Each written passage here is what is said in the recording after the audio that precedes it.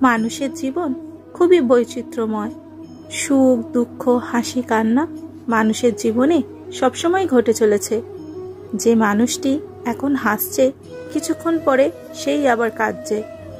অর্থাৎ সুখ বা দুঃখ কোনোটাই মানুষের জীবনে স্থায়ী নয়। সময়ের সাথে সাথে মানুষের জীবনে সুখ দুঃখ পরিবর্তন হতে থাকে। সুখ থাকলে দুঃখ থাকবেই, আবার দুঃখ থাকলে সুখ ঠিকই আসবে। একটা শিশু যখন ছোট থাকে, মা তার বাচ্চাকে দড়ি দিয়ে বেঁধে রাখে যাতে বাচ্চার কোনো রকম বিপদ না হয়। কিন্তু সে জিনিস বাচ্চা বুঝতে পারে না বলে কাঁদতে থাকে, দড়ি খোলার চেষ্টা করে। কিন্তু যখনই সেই বাচ্চাটি বড় হয়ে যায়, তখন তার মা তাকে আর দড়ি দিয়ে বেঁধে রাখে না। সেই শিশুটি মনের আনন্দে এদিক ওদিক ছুটে বেড়াতে থাকে।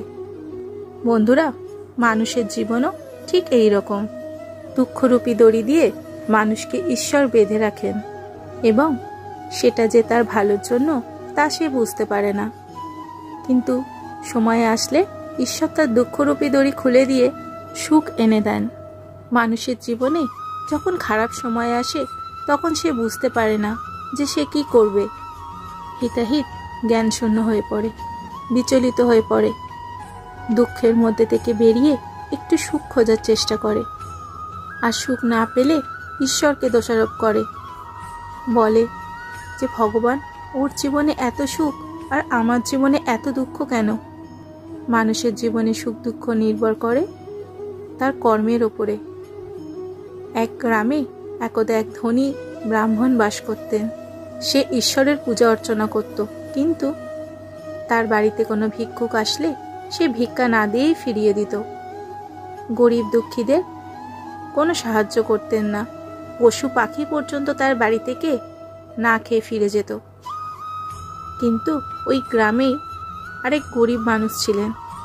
তিনি দান ধ্যান করার জন্য খুবই বিখ্যাত ছিলেন, কিন্তু সে খুব একটা ঈশ্বর আরাধনা করত না। সে নিজে কষ্টের মধ্যে থাকলেও যতটুকু পারত মানুষকে সাহায্য করত। তারপর মৃত্যুর পর তারা দুজনেই যমলোকে গেল। তখন ব্রাহ্মণ মনে মনে খুব আনন্দ পেল যে সে স্বর্গে যাবে, শান্তিতে থাকবেন এই ভেবে। কিন্তু যমরাজ তাকে নরকে যাবার আদেশ দেন এবং গরিব লোকটিকে স্বর্গে যাবার আদেশ দেন। এই কথা শোনা মাত্রই ব্রাহ্মণ বললেন যে আমি সারা জীবন ঈশ্বরের পূজা অর্চনা করলাম, তাহলে আমাকে নরকে যেতে হবে কেন? তখন যমরাজ বলেন যে তুমি ধনী হওয়া সত্ত্বেও কখনো সেবা দান ধ্যান করনি, তুমি কখনো মানুষ ও পশু পাখির উপকার করনি। কিন্তু সে গরিব হওয়া সত্ত্বেও যথাসাধ্য তার সব কিছু দিয়ে সাহায্য করেছে। তুমি যদি জীবের মধ্যেই ঈশ্বর আছেন এই জ্ঞানে সবার সেবা করতে, তাহলে তুমিও স্বর্গের সুখ ভোগ করতে পারতে। অর্থাৎ মানুষের কর্মের ওপরেই তার সুখ দুঃখ নির্ভর করে।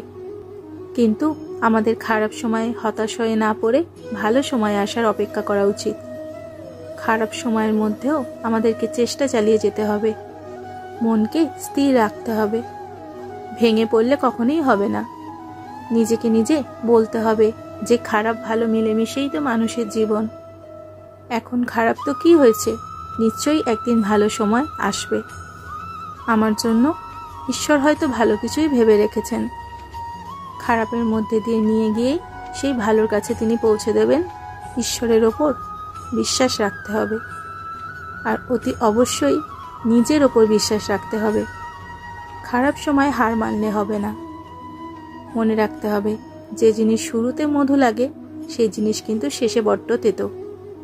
কিন্তু যে জিনিস শুরুতে তেতো লাগতে শুরু করে, আস্তে আস্তে সেই জিনিসটাই মধুতে রূপান্তরিত হয়।